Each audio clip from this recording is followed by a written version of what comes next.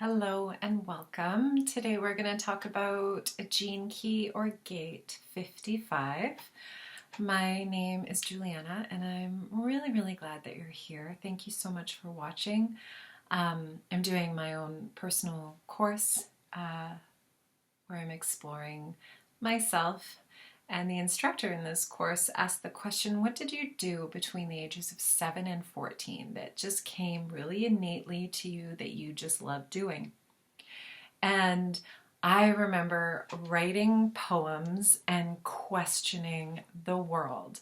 And it became increasingly more so as I turned into a teenager and started writing a lot. But I remember doing this even as a child, questioning the magic out in the world, the moon, the fairies, and really being fascinated by what appeared to be our reality. And so what I realized this morning as I was doing that is that that's what I bring here. I bring my child who loves to really just question what this whole existence is. This child that is a philosopher at heart and really loves that contemplation of, okay, so this is our life, but what else is there? So I bring that to you in these videos. So I'm really grateful that you're here watching. All right, let's go to gene key or gate 55. We are transiting this in 2023 between February 19th and February 24th. And this gate 55 is in the human design body graph. It's in the emotional solar plexus, and it connects to the root through gate 39. This is individual circuitry, and it is known in quantum human design language as the gate of faith, in traditional language, the gate of spirit, and in the I Ching, abundance, or I've just started studying the I Ching, this one, it's actually called plentiful in this translation. So we'll talk about human design first, and then we'll go on to the gene keys. So the purpose of this transit and what it's highlighting right now is that it's really encouraging us to hold the frequency of the energy that creates. And if it's in the emotional solar plexus, then that has to do with really finding a baseline for our emotions where we are not victim to our emotional state.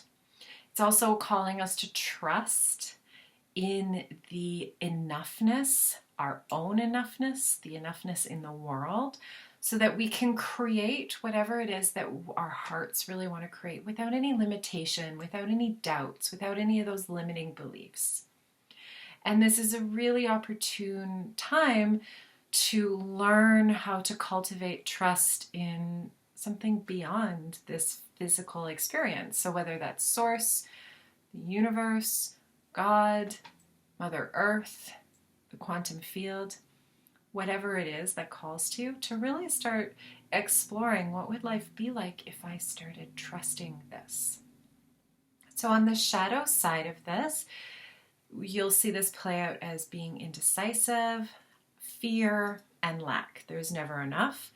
And perhaps like hoarding, keeping things from others out of fear that there may not be enough. And it's about not trusting in the natural flow of Source, and then you're drawing on willpower to create. And what happens when we draw on willpower, especially if we don't have a defined will center, is we burn ourselves out. But even if you do have a defined will center, that willpower is designed to rest. And so when we create from willpower out of fear or I need to do this, it's because we're not trusting in our greater connection.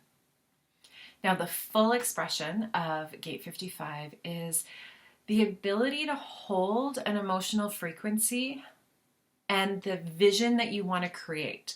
So this doesn't mean you have to feel the same way all the time, because emotions are movement, and our bodies are going to feel things based on what our senses and our mind are thinking about or picking up on. But the idea is that emotions are meant to move. And so if you're allowing your emotions to move, typically you won't stay stuck in an emotion. You can recognize it, you can feel it, and then you can allow it to shift. And it may go like this all day long on one day, right? I woke up kind of feeling kind of grumpy this morning, and I've noticed it's like, oh yeah, there's the grumpiness. Oh, and there's some lack kicking in. Oh, and now here's some gratitude and I'm feeling good. And so I'm kind of going like this. And that's kind of what emotions are meant to do. And so when we hold an emotional frequency, that means that, and that vision, right? And that frequency is higher, meaning it vibrates at a higher frequency state. What that means is it's really this, how do I say this? It's the ability not to get attached to our emotions and our beliefs and hold on to the knowing and those emotions like gratitude and faith and trust and love, knowing that they're always going to come back, just like the tide. We know the tide is always going to come back in again. And so you're going to see this in full expression when we start to trust in abundance for everyone. There is enough abundance to go around. There is so much energy circulating in the world that there is enough abundance. And the more of us that can hold that belief, the more that it will, and act in that way of that belief, the more that will actually occur. And so knowing, because this is an individual gate, it's very focused on self, right? It's very focused on, I'm going to be abundant. But the thing is, and I want you to think of it this way, is that when I feel abundant or when I am well rested, I can show up fully for my clients, my partner, my friends, right? If I am not well rested, I don't have a full cup. And so it's the same thing with abundance. Abundance is just energy, right? So if I have full abundance, then I can give more. My cup runs over, like my cup is full and runs over, and other people get to participate in that abundance.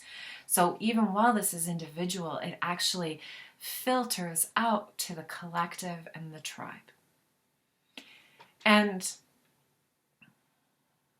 so this is a challenging one to sometimes believe, but abundance is simply a question. And I'll tell you, I struggle with believing this sometimes, right? Because our whole world tells us something different. But it's simply about your connection to something other than yourself, right? And when we're connected to something else, we no longer use willpower, which means we're connected to energy. And I'll talk about this and it's like this whole world around us, right? It's a lot of illusion. It's a lot of fear frequency playing out. And the more we can choose to see the fear frequency creating the illusion, right? Because if I'm feeling afraid, I'm going to see things that are scary, even if they're not there. If I'm afraid and someone is standing next to me and they're not afraid, we're going to see completely different things in front of us. And so when we know this is how we can use that emotional energy to our benefit. So in the Gene Keys, Richard Rudd named this the Dragonfly's Dream, and it's known as the Great Change. This Gate 55 is very potent as we move towards 2027, and we shift eras in the human design prophecy. So the shadow of Gene Key 55 is victimization. And this means is that you believe that you're a victim of your circumstances. And this is really important because this is a core belief at the center of humanity.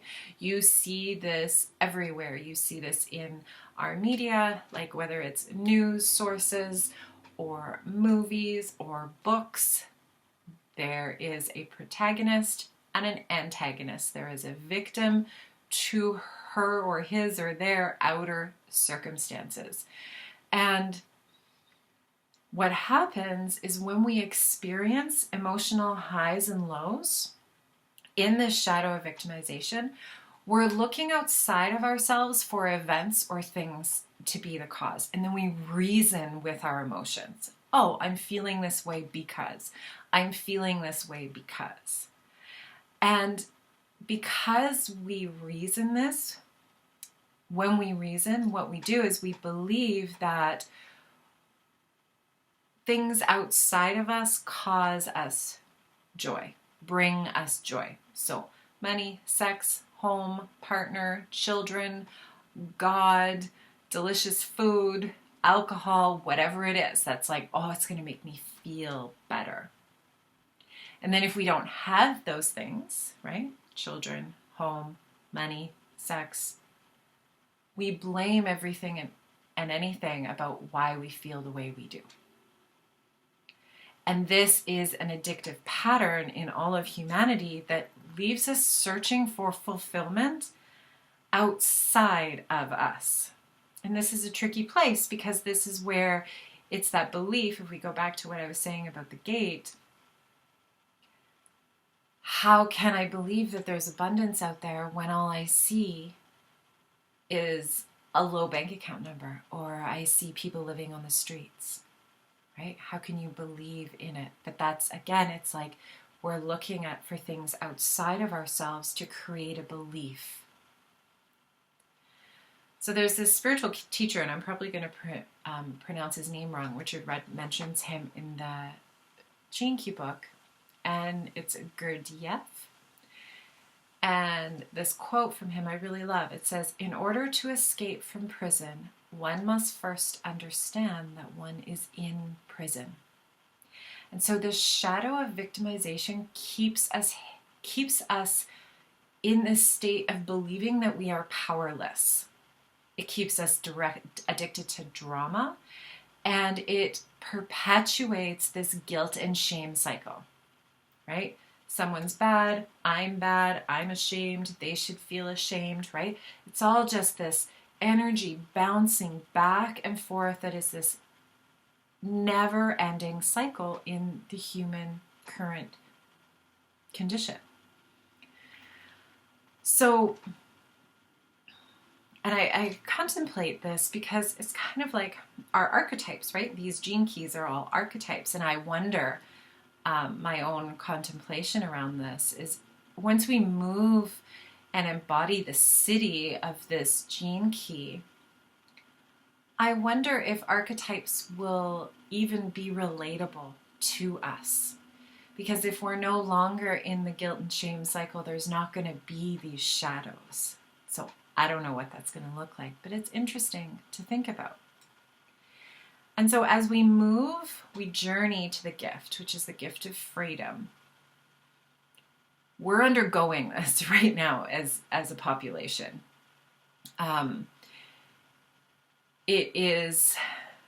We're incredibly close to this new era that's going to happen in 2027, where we move into the, what's it called again? The cross of the sleeping phoenix, which is all about spirit, abundance of spirit, right?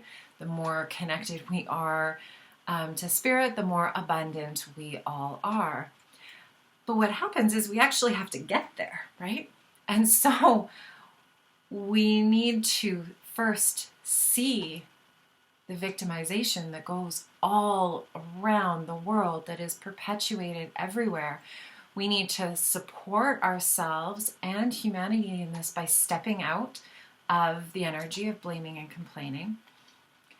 We need to step out of feeling victimized, feeling like the perpetrator, or feeling like the rescuer in our own story, right? We need to do our best to step out of that energy and this leading to the gift of freedom, it takes a tremendous amount of self-awareness and willingness to be responsible for yourself, right? Our world doesn't teach us that.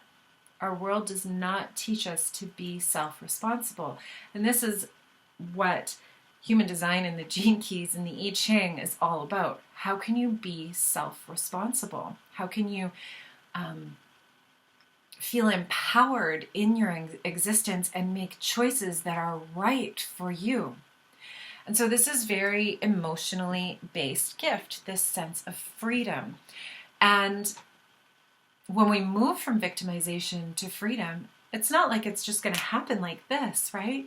You're going to have a lot of feels around the state of victimization. I know myself, as I am moving through this, I sometimes get right down into the victimization or the perpetrator or the rescuer, where I want to feel like someone hurt me. And then I move into a different place where I go, oh my God, I don't want to feel this anymore. This is so annoying that this is still happening, right? And then it's like, then I get to a place where I'm like, wow, I feel incredibly empowered in my experience right now. And I know that I am the powerful being that I am. And then it happens again because something triggers my victimization shadow that we all have in order to come up for healing. So there's going to be guilt and frustration and shame and anger on this journey from victimization to freedom. It's part of the process. It's what needs to happen. Emotional energy and beliefs need to move in order to be healed.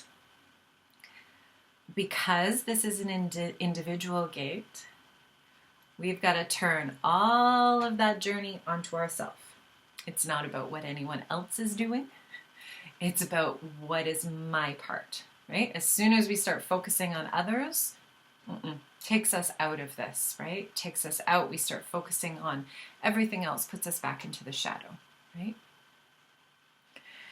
And so as we begin to allow those emotions to shift and we spend more time out of victimization, more into feeling free, freedom, right?